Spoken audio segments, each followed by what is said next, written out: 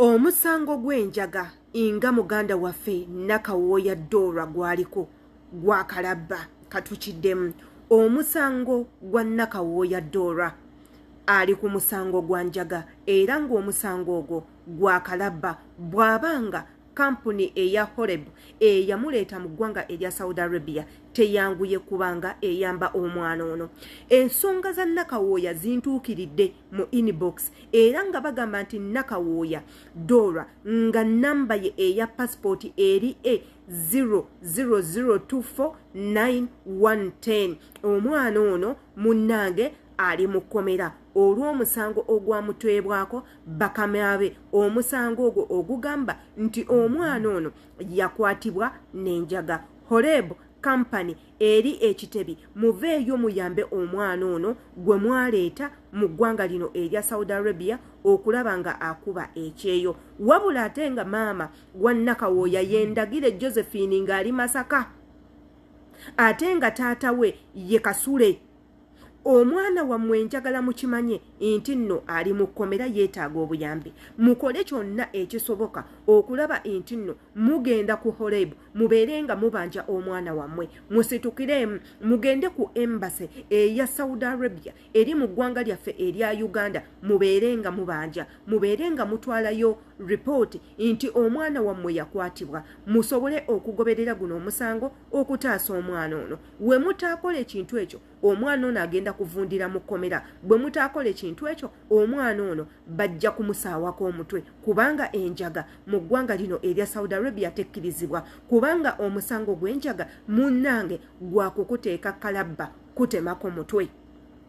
Yenze Shila aditanga bulijjo following page eno ng'oli nkuba kyeyo ate mmwe abaagala okujja eno okukola page eno egenda kubayamba nnyo teweeryanza amaanya wabula va ku ebyo byonna ebitakugasa obeere ng'ofollowinga page eno. Link eri awo ye ya YouTube channel era tuteekayo obutambi webuti tuukeyo subscribing okwate ku kade buli video gye tuteeke yejja kuyamba obeere nga otwegatako obeere omu ku bammemba ba channel. Omusango gwa Dora gwe tuliko emisango nga gino tuyina kuloopera baani ebituuka ku bankuba kyeyo ani omuntu omutuufu gwe tuyina okuloopera era muntu ki omutuufu gwe tuyina okukaabira ebizibu by'abankuba kyeyo. Muntu kyoyo ayina okuyimirangawo ku ddembe ly'abankuba kyeyo abajja eno okukola ebintu nga weebiti bituukawo ku baganda baffe bangi nnyo abajja eno okukola ne bagwa mu bizibu eby'enjawulo ne baba flaminga emisango eminene nga gitwaliramu n'obulamu bwabwe. Kati wano wembuuliza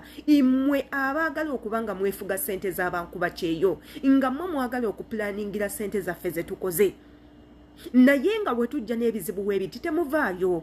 Bwe tujja n'ebizibu nga byakukaaba twetaaga tuyambe obulamu bw'omuntu bannange temuvaayo tukwatirako. Mmwe odosti egamba nti ate ssente ffe ze tukoze mmwe mulina ozipulaningira muba mugijjawa. Wano wembuuliza aba Horeb ani gwe mwagala omwana ono akaabire atali mmwe lwansonga mmwe aba kampani abaweereza abaana eno okujja okukola abaana bano bamanyi mmwe kubanga mmwe mwakeera ku makya ne mubakonvinsinga nti eno gye mubaleeta waliyo emirimu era nga mmwe mwakeera ku makya ne mwogeza sweet tongue okubagamba nti nno bagenda kubeera mu bulamu bulungi bagenda kyusa obulamu bwabwe era nga mmwe kennyini mwakola ekyamaanyi ennyo okuleeta contract ne mubalagirira bate we balina okuzisayininga ne mwerabira okubagamba ku bibi bye balina okusanga eno ne mwerabira obbasomesa ku bantu bano be bajja okukolera emize gyabwe empisa zaabwe emize gyabwe n'ebikolwa byabwe. Emisango nga bwe giti mingi nnyo bannayuganda bangi nnyo bali mu makomera bavunda abaana ab'obuwala n'abaana ab'obulenzi.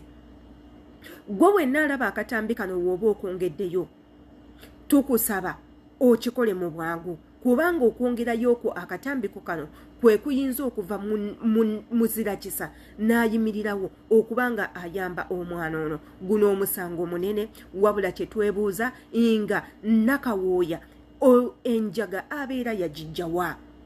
Enjaga omwana ono abeera yagijjawa kyemugamba nti yayita nayo ku kisaawe n'agiyingiza ewa mukama we. Abaana nga baneeno bwe bagaana okukola bakama baabwe bye baagala bamanyi obbateekako emisango egy'obubbi, ne babateekako emisango gy'obutemu, ne babateekako emisango gy'okukusa enjaga, ne babateekako emisango gya human trafficking nga bw'olabye Nakawooya. Olunaku lwa Nakawooya lwe luno, wabula ate olulwo lwa ddi wano we tukusabira nga tolina kyonna kye waakoza. Yongerayo akatambi yenze Shila Adita, Mukama abankumire.